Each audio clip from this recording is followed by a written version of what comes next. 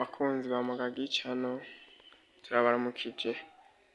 Uyu munsi tukaba twasubiye kuri ya nzu ya Nshimirimana Hotel, aho twagiye kuraba amatanki y'amazi.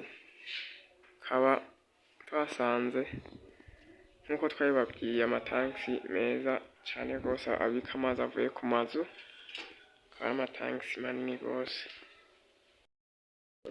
Hasi mubona ikaba ari tanki y'amazi ibika amazi avuye ku ibati y'inzu, nayo urabona ko ari nini, nkuko iyo nyubako nayo ari nini.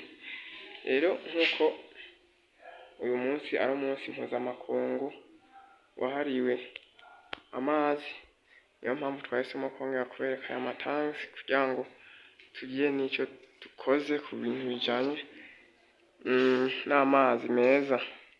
Aho tukaba tuza no kubereka irobine, aho aya mazi ari muri izi tanki bashobora kuba bayavomera hanze y'iyi nyubako.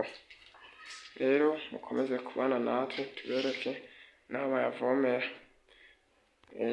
mukomeze kudukurikirana. Tukaba tugeze hamwe bavomera amazi hanze ya nyubako, aho ubona yuko amazi arimo atari make rwose. Ko mubonye aho amazi avomerwa, aha hose mubona amakaro, niho iyo tanki ivomamo amazi hariya ica nuko ingana. Twashaka rero bakunzi bacu, nk'uko dukomeza kubereka ibigezweho uyu munsi, nk'uko nabibabwiye ko ari umunsi wahariwe mpuzamakungu wahariwe amazi. Twashaka tuvugane ku bintu bimwe na bimwe bijyanye n'amazi, aho icivugo cy'umwaka kivuga yuko amazi ari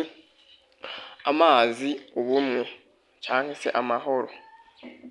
Amazi, ahantu hari amazi birashoboka yuko haba amahoro, cyangwa bigatuma mu gihe nk'iryo bura hashobora kubaho ibintu by'amatati.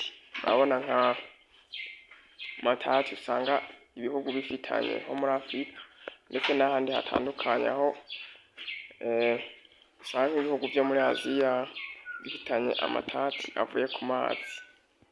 No muri Afurika turashobora kuvuga Egypt na Sudan.